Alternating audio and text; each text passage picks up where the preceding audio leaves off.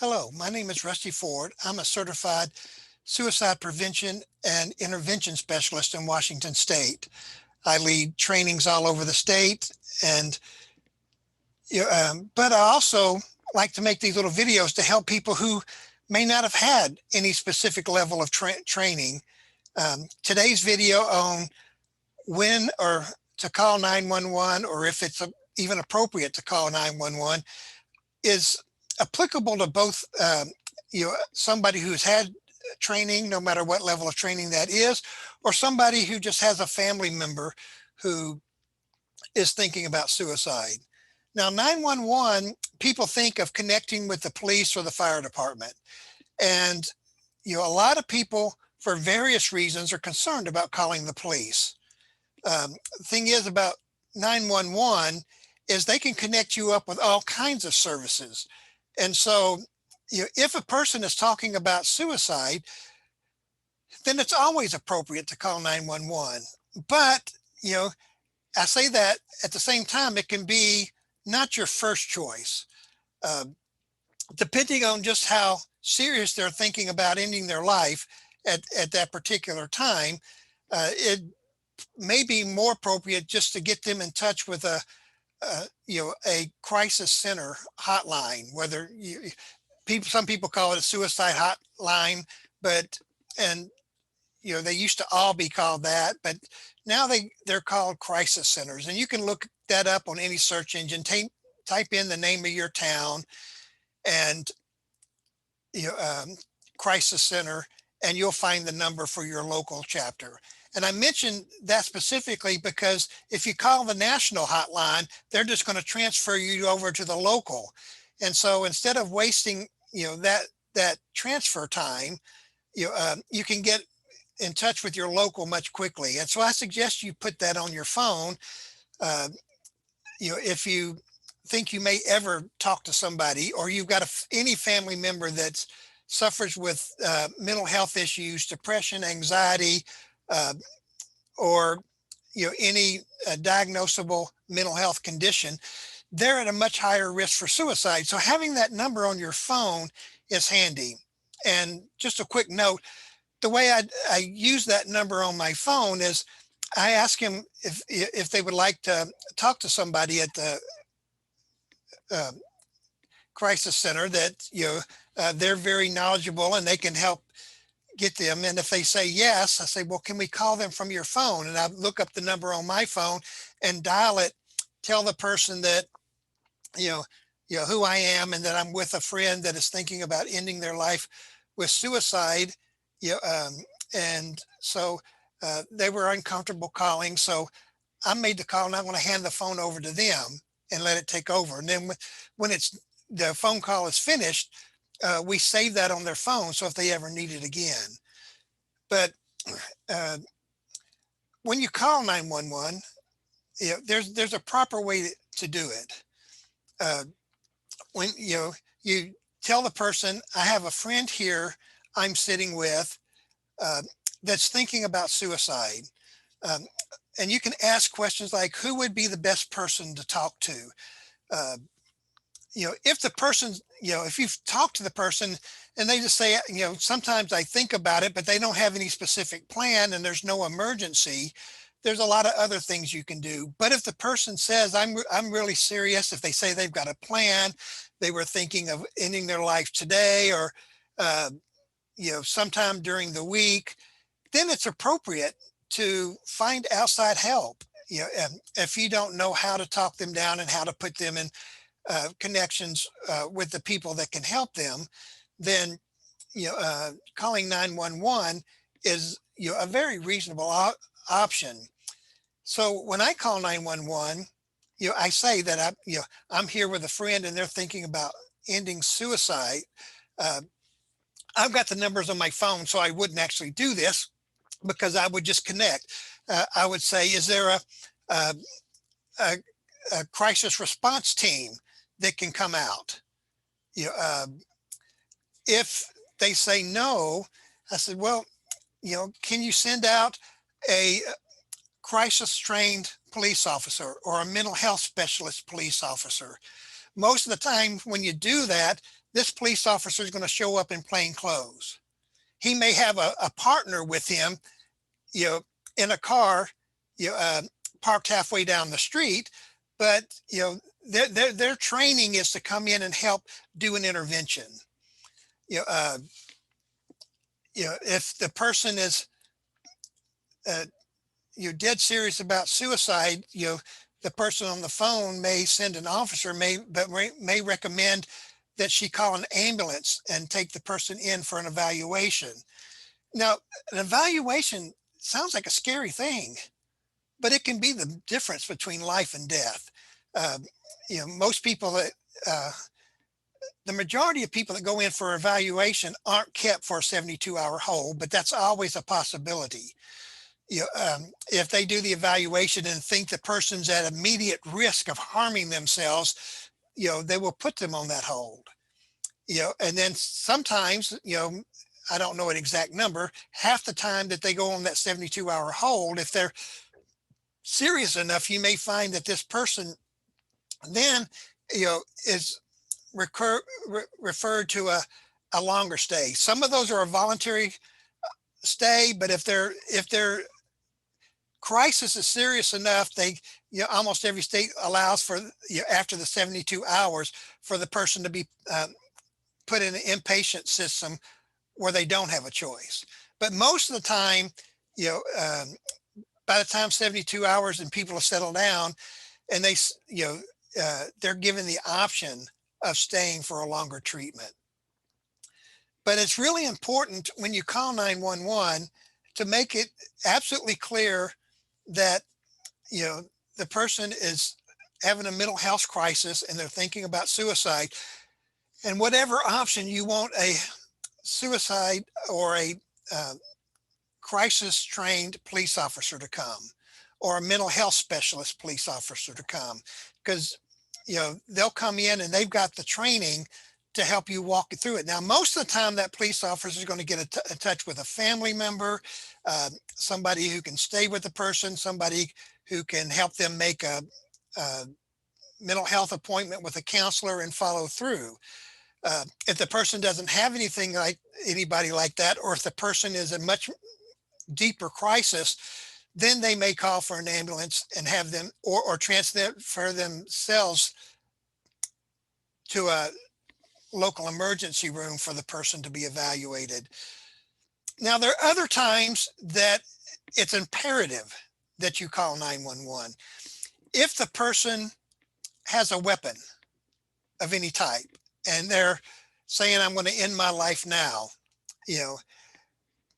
that's the scariest time. But if you don't, and they're that serious, you just might lose your friend because you were afraid to call 911. Though if you explain, even at that, he's got a gun, he's got a knife, but can we have a mental health specialist? There'll be uniformed police officers, but most of the time in most cities, the mental health officer will get there, talk to you outside the door if that's possible, find out what the situation is. I mean, if the gun is in the car or the gun is in the other room, that's one thing. If the person's holding the gun, it's a different thing. And it's, the whole event will be terrifying. But that is, I've talked with many other suicide prevention trained people, and very few of us have ever been in a situation, even if we've had 20, 30, 40, 50 interventions that we've worked with, that we've ever had a person who was immediately violent. But I have heard of it, and so if the person is saying, I've got a gun in my car, I've got pills, I've got, I'm going to go home and hang myself as soon as I leave here, then you want to stop that. Because the reality is most people do not want to die. You think that they're thinking about suicide, they're talking about suicide. They want the pain to stop and they don't know how to any other way to end it. And they just need help. And by mentioning this is a cry for help. If they're telling you they're suicidal, then you can assume that most likely they are crying for help. If they weren't crying for help, they wouldn't tell you and they would just go do it. So even if you ask them, if they say yes, then they're looking for help. And you just assume that, because you don't want anybody, passing away from suicide. And so, that's an imperative, that if anybody else is at risk, if they say, I'm going to end my life, but I'm going to end my wife's life first, then you have to call 911. It's not a choice. I mean, somebody else's life is at risk. Now, if they have any type of weapon, a club, a knife, a gun on their persons, leave the room and call 911. Go somewhere else. Your safety is imperative. You can't help them if you're not around. And so, if they're angry and yelling and saying they're going to kill themselves and they got a weapon, you got to leave the room, go somewhere where you're safe, and call 911. But still, again, mention that this person is having mental health issues. It changes the whole dynamic of what happens when the police show up. So um, it's not as scary as it sounds. Uh, I know a lot of people who've made that call, uh, but I've never had to, mostly because I've never had anybody that was immediately violent. I mean, there are times that they've got means and you secure the means, but I've been through you know regular suicide prevention, advanced training, and so I've been able to diffuse the situation. But you know so my basic recommendation is, if they're just thinking about it, and it's just thoughts that have come through their mind, and you ask them, well, so do you have plans of how or when you would do it? And they say no. Or they say, well, if I did it, I would probably do this, but I don't have any specific times. Then you can have somebody stay with them, yourself or somebody else, a parent, uh, a spouse, a family member, and that can help get them, if they're not planning on it tonight, to get them to help. But if they say, I'm really thinking about doing this now or soon, my first call, uh, if I don't have specific training, is to the local crisis center line. If you don't know it and you haven't put it on your phone, 911 can give you that information. So you can call and say, they're here, and they're thinking about this, but they're not planning on to do it right now. But you know, um, I need the number for the local crisis line, and they'll give you that number. And quite often they'll transfer you over from there to that number. You know, uh, if the person seems to be in immediate danger, then you know uh, you can. If you've got the number, you can, and there is a local crisis team, you can call them. If not, you call 911 and ask. My first question would always be, is there a crisis response team in our area? Because crisis response teams usually have three professionals that come and they do an evaluation right there. And they help, and their trained will help uh, connect the person with family members, counselors, and if they're in an immediate crisis and danger, they'll make that assessment, and they'll arrange for them to be taken to an emergency room. But your phone provides you a connection to a lot of resources, and a lot of those resources are easily found with 911. And most 911 operators are not in a hurry. I mean, they'll ask you questions. They'll try to find out what's the best need for you.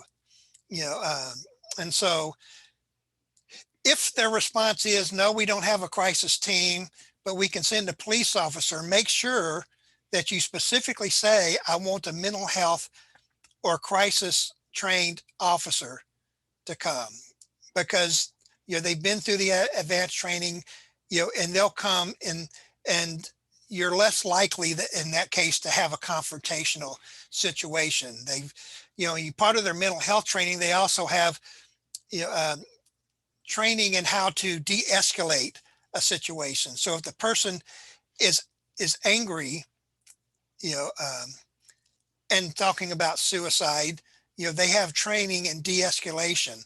It's their whole job to, when you've been through that training, their purpose in coming is helping to keep that person safe. Now, there's one other way to use 911. Uh, uh, and we've done this. I've done this. Several family members have done this. If you're afraid for a family member and you can't get a hold of them, you can call 911 and ask for a safety check, you know, and ask, and if they have mental health issues, you mention that and say, I'd like a safety check from a mental health trained officer. And an officer then with that training will show up at their home or wherever you think they are and make sure that person's safe. So there's another use of 911 that can save a person's life. Uh, this sounds great. If you're really worried about suicide, and you think that it's imminent or you can't get a hold of them and you're worried, call 911 and ask for that mental health trained person to go and do a safety check.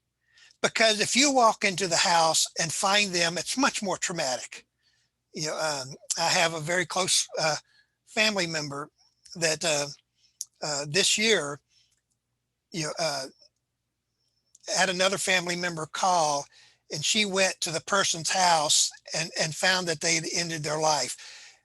And walking into that room, where the lady had shot herself. I mean, there's pictures that she wishes she never had in her mind, put in her mind.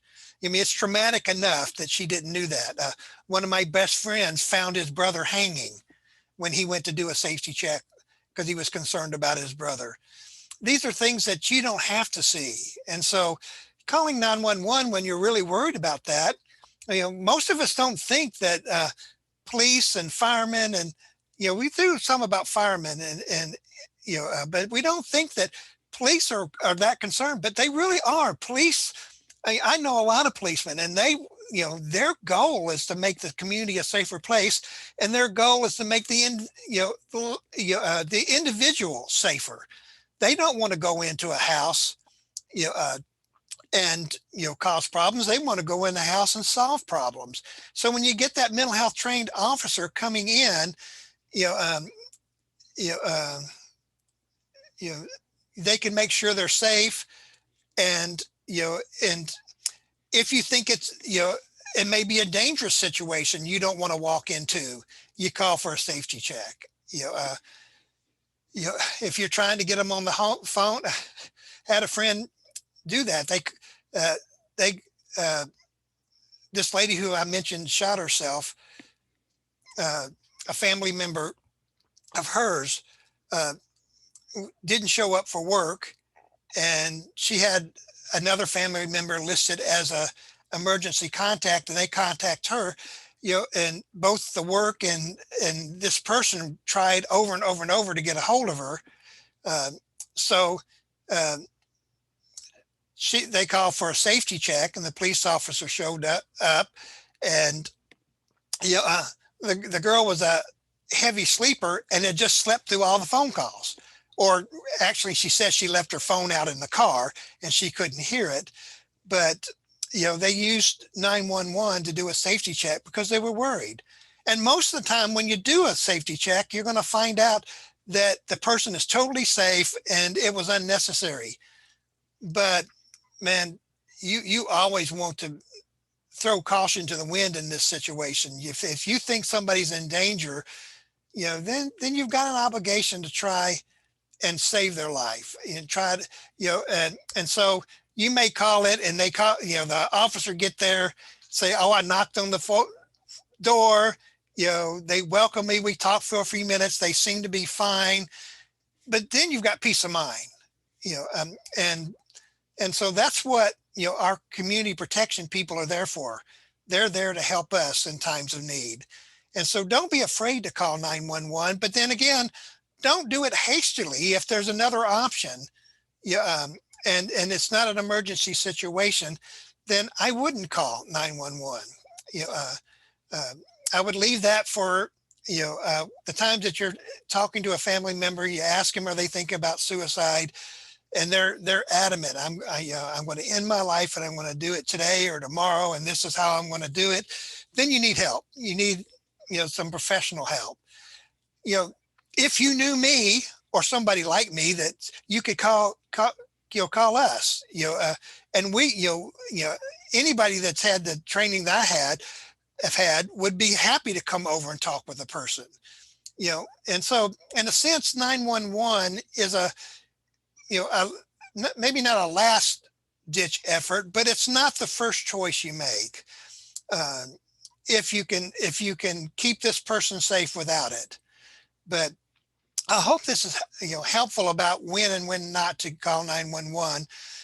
And I hope you never ever have to do it. And I hope you never have a friend or family member who ends their life with suicide.